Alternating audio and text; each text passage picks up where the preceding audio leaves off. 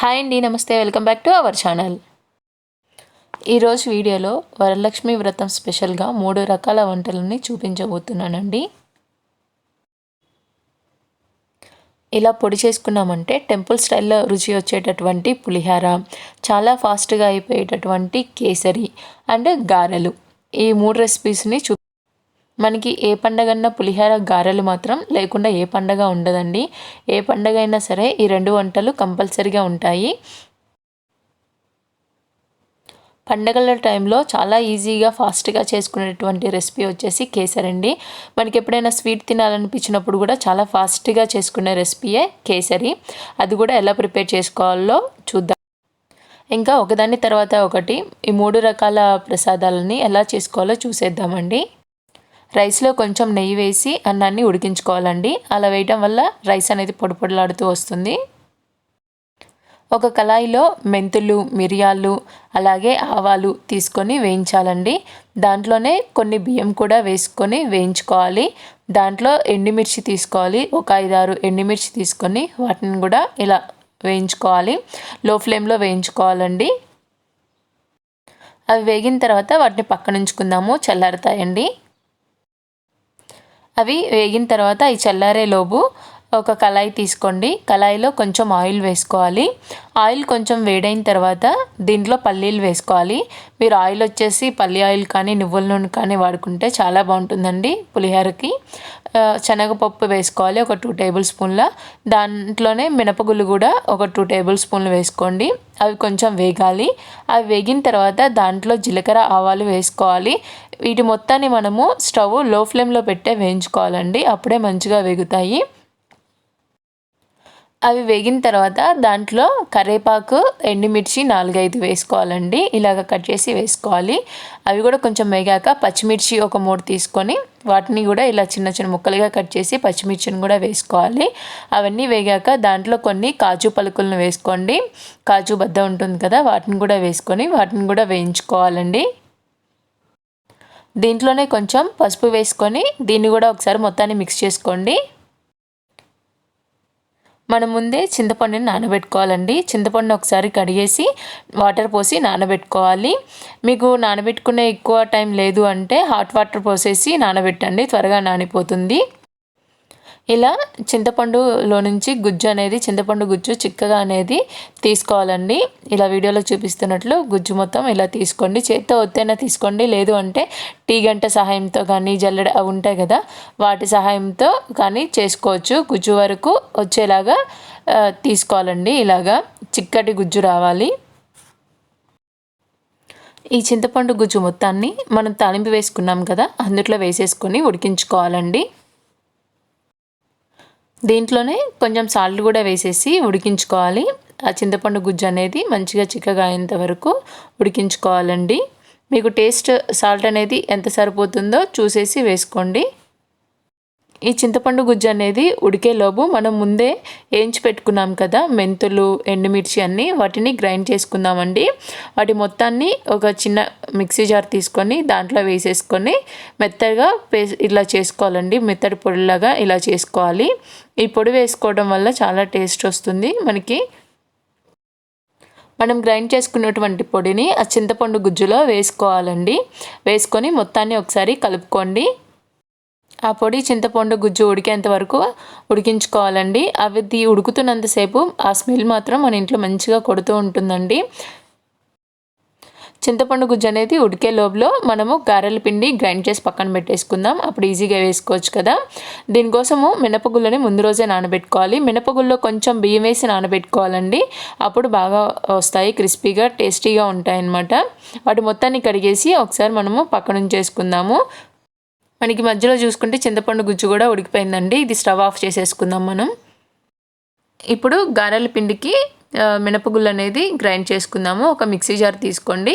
Mixie జార్లో మినపప్పుని వేసుకోవాలి. నేను మినపప్పుతో పాటు బియ్యం కూడా నానేసానని చెప్పాను కదా, కొన్ని బియ్యం వేసుకోవాలి.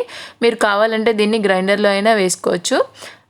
మొత్తం మినపప్పు వేసుకొని వాటిని గ్రైండ్ చేసుకున్నాను ఫస్ట్, వాటర్ పోయకుండా.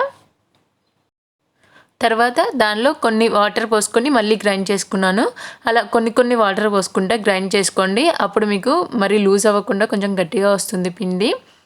గారెలు వేసేటప్పుడు మనకి లూజ్గా ఉంటే రావు కదా వాటర్ ఎక్కువ వేసేసుకుంటే. అందుకే చూసుకుంటా కొన్ని కొన్ని వాటర్ పోసుకుంటా మనం గ్రైండ్ చేసుకోవాలి.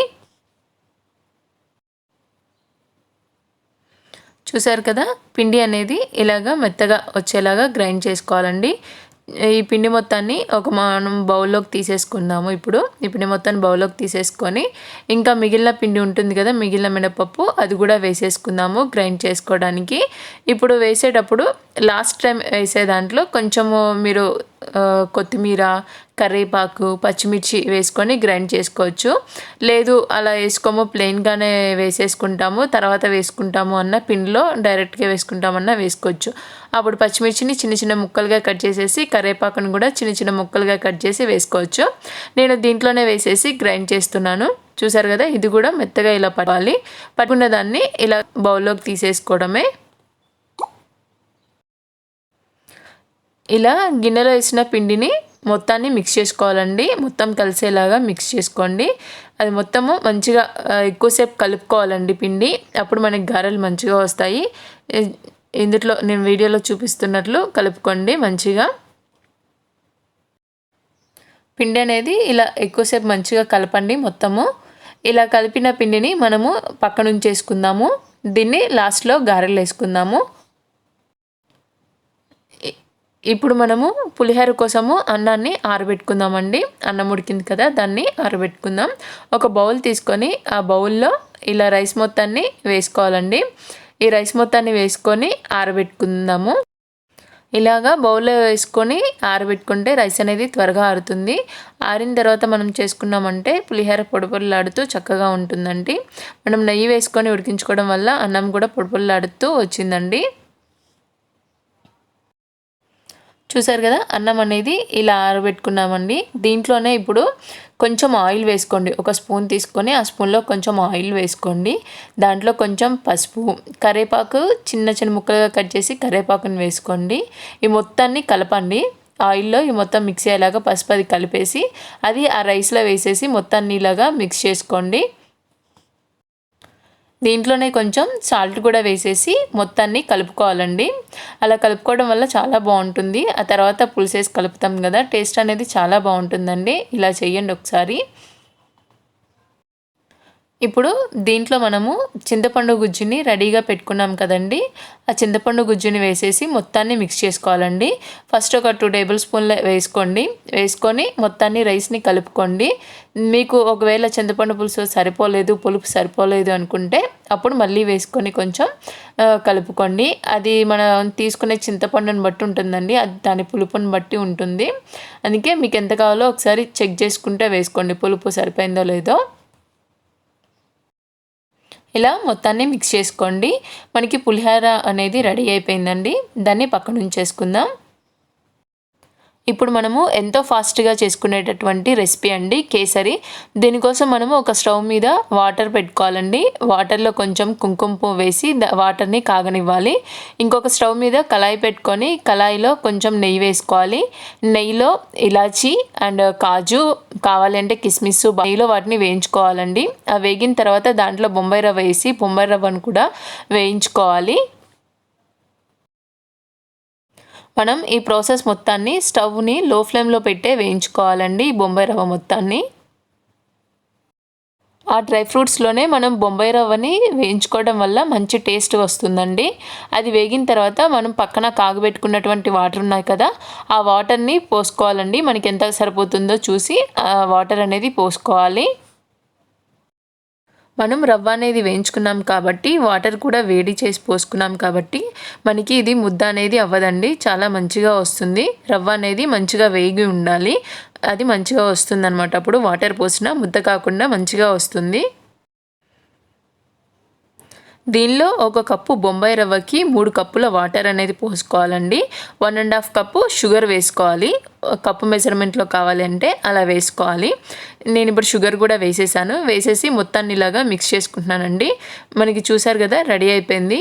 ఇది కొద్దిసేపు షుగర్ వేసిన తర్వాత కొద్దిసేపు ఉడికించి చూసారు కదా, ఎంతో ఫాస్ట్గా అయిపోతుందండి ఈ రెసిపీ అయితే.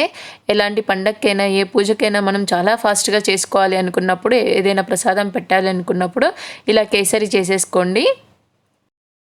ఇప్పుడు మనం గారెలు వేసుకుందామండి. ఏ పండగైనా సరే మనం ఈ గారెలు అనేది కంపల్సరీగా వేస్తూనే ఉంటారు అందరూ. ఈ గారెల కోసం మనం పిండి గ్రైండ్ చేసి పెట్టుకున్నాం కదా, దాంట్లో సాల్ట్ వేసేసి మొత్తాన్ని ఒకసారి మిక్స్ చేసుకోండి. స్టవ్ మీద కళాయి పెట్టుకొని కళాయిలో డీప్ ఫ్రైకి సరిపడినంత ఆయిల్ వేసుకోవాలండి.